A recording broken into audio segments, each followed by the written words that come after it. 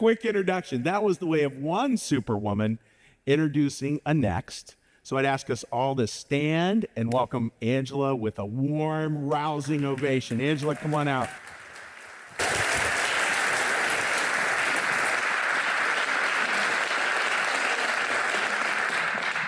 So this is when house lights are good. I can't see a single person out there, which is great. All right, a couple warnings. First of all, Charles and I, my husband, we have a rating system for New Church Life sermons. The rating system is how much I cry over the course of each of Chuck's sermons. If I cry just a little bit, then Charles is like, Chuck, you need to do a better job next time. And if I get to ugly cry, the time when you're sitting over and you're like, please take the lights down, then, it's really good. So, warning, I might get to ugly cry here. The other thing is, I've always wanted to be Oprah, so when Chuck said, Andrew, do you speak? I was like, sure. And I was thinking, can I do like a giveaway under the chair, like, you get a car, you get a car. And all I get to give you is, you get self-forgiveness, you get self-forgiveness. Good. But, that's starting to happen, right? So instead, we're going to do, actually a group therapy session. So thank you all for being in my group therapy session today. Okay, so I'm going to start with my story. So I was one of those really smart kids who skated through high school, so much so that I thought, who needs college? Skip that whole thing. I decided to just go into the working world and, I pretty much thought I had it all figured out. And some point in my early 20s, I really got hit hard with my first bout of depression. And I went into a hospital, just kind of my own little self-retreat. It was really because I didn't want to clean my apartment. But what I did was I checked myself into the hospital for some depression therapy. While I was in the hospital, I met my first husband. Now, let me tell you something. Don't meet your spouse in a mental facility. So I did this. I thought I was so smart. We dated for a while, misery loves company and all.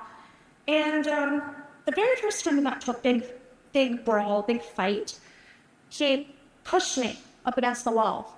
I was so shocked that I broke up with him and I left. And I went and I put myself in therapy, more therapy, because, mental hospital didn't work, more therapy for a whole year. And it was, at a women's center, and this woman spent a lot of time trying to make me feel better about who I was and what I should be doing. But somehow, a year later, I found myself back in that relationship. That relationship resulted in 2 amazing kids. I'm not even done growing up first again. 2 great kids. And it also led to a really brutal time in my life. My ex-husband was not a regular physical abuser, but he was a regular mental abuser. You're crazy. This is it. You're crazy. You're fat. Nobody loves you. You're crazy. That was like the regular refrain. And when somebody says that, you really start to take it in. But I had these awesome little kids. And so somehow, through the love of the people in my life, my community, I finally did get out of that relationship. And it meant things like my best friend taking me to a women's shelter for the weekend and, people staying with my kids while I got together. When you're in a relationship like that, you think you're out, but you're not really out. And it's really hard. So I want to make sure that I develop my credibility with you as far as needing self-forgiveness. So let me give you a couple things that were going on. The toughest moment in that relationship was when my son, who is now 20, was 2. And my ex-husband was coming at me, and he had a lit cigarette. And I thought he was going to burn me. So I called my baby over to me. I said, come on, Spencer, come on. Because I needed to shield myself with my own child. And he shook his little head, and I'll never, he's 20. I don't think I'll ever get that moment out of my head. And he did finally come to me. And instead of a lit cigarette, we had a full Pepsi thrown at us. That was still really scary for a little kid. And I thought, how could I ever forgive myself for that? But even after that, when I finally got out, I still kept going back again and again. People always say, why do women go back? And it's because we want to fix it. We want to be helpers. You know, you would never be criticized for leaving your spouse who's dealing with this. But in your mind, you're thinking, I would never leave a spouse with cancer or addiction or mental illness, which is really what I think is going on. So you stay and try to fix it, trying to get better. After I finally left, I spent a lot of time day drinking. Actually became a specialty of mine. A lot of day drinking going on. And I would have times where I would just get both kids in bed with me and we would just watch movie after movie, just because I just needed to be there in that little space. So I had a lot of stuff going on. Still, again, years later, several years after I left, we had our final incident. And when I'd already moved to a different state, I had come back to get some stuff. I went into my ex-husband's apartment, and he was so angry with me, he choked me until I peed my pants. And then I wrapped my sweater around my waist. I got him into the car with my 2 little children in the back seat, and I drove him back and checked him in from that hospital. I still went back after that a few more times. So let me tell you, I feel like I had a lot to self-forgive there. A lot of going on. So, made poor choices, stupid enough to stay, having my kid, abused, middle of the day drinking, going back again. I mean, the list went on and on for me.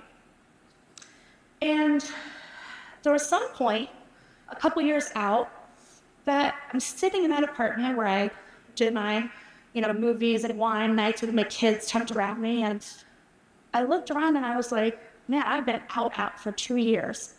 This is my stuff now. Like, look at this. Look at everything that's around me. This is all me. This is all my junk. And I couldn't blame them anymore. And I'd already forgiven it a long time ago, but forgiving and blaming, 2 different things. So for me, the door to self-forgiveness started with that amazing moment of accountability, where I realized, wait, this is your stuff. You're in it. You've kept yourself in it. And now, if you want to get out of it, you have to start being resourceful. And that's a really tough time, but self-awareness like that starts to open the door to other types of self-awareness. It was when I started realizing, maybe I wasn't the best bassist on the planet, but I still had time to do something different. Or there was a time, even after I felt that I had really evolved spiritually, I already bullied somebody online because of an argument we had. I had to suck it up and write her a letter and say, wow, I'm really sorry I did that to you. But when you start to take that shift of accountability for all of your behaviors, suddenly you have this new ability to forgive yourself. And my mom has this saying, she always said this to her kids, and it's guilt is only good if it tells you to a new action. And when we were kids, we were like, whatever, please stop. But I really get that now, because when you're just wallowing in it, it doesn't do you any good unless you're taking some sort of step to do different. And the big step, the step that we feel we need to forgive ourselves for, is there's no one-to-one for it. I can't, go and somehow undo, the years that my children, existed in a domestic violence situation. There's no one-to-one. So for me, that accountability had to start with kind of service as a gateway. So I think that service is the most amazing tool for self-forgiveness, because I think we initially sometimes start to serve out of a self-punishment. I need to just go do something good because I'm a bad person.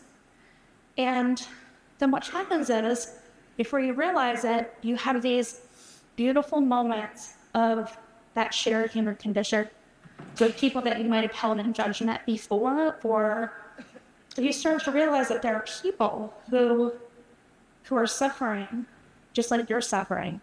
And that shared humanity, that shared experience of seeing people broken, seeing people blessed, being part of that together, it's so powerful. It's a real catalyst for your own change. If you want to see beautiful service in action, you go to St. Francis with someone like Mary Haney, because I have had these moments of clarity around how the Lord loves all of us, and we're so good in the presence of Mary, her example. One time we were there, and she saw a young man, and his hand was swollen twice its size. And she said, we need to get him to the hospital. Here's the problem. He can go to this hospital, but they think that he did it on purpose because it's an addiction-seeking behavior. Or he can go to this hospital, and they'll fix it, but they'll make him check into treatment. And I could just see her becoming his mom right there, just putting her arms around him and making sure that he was okay. And when you can show up for people like that, then all of a sudden your perspective of yourself changes, right? Because you can start to believe that you're worthy of those same blessings, just like you had some breakings. Giving back, I think it teaches us that we're okay. Like, that it's okay to be where we are. And what happens when we open ourselves up to this is it sort of becomes a gateway to what God wants to give us.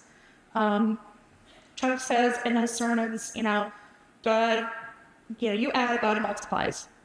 And I really think that's true.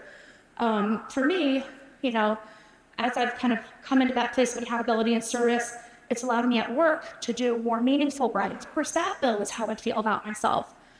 And from a personal relationship perspective, we all know my saying is, everyone views it tries. So before I was fixed, right, before I thought I was fixed, I met my husband, and I only met him because I finally knew I had to move into a different state and quit a job and whatever. It's like total fresh start. And there's this thing in New Church, theology where it says that when a woman sees her husband, she knows it's her husband. Or Charles, he had no chance. That's my guy.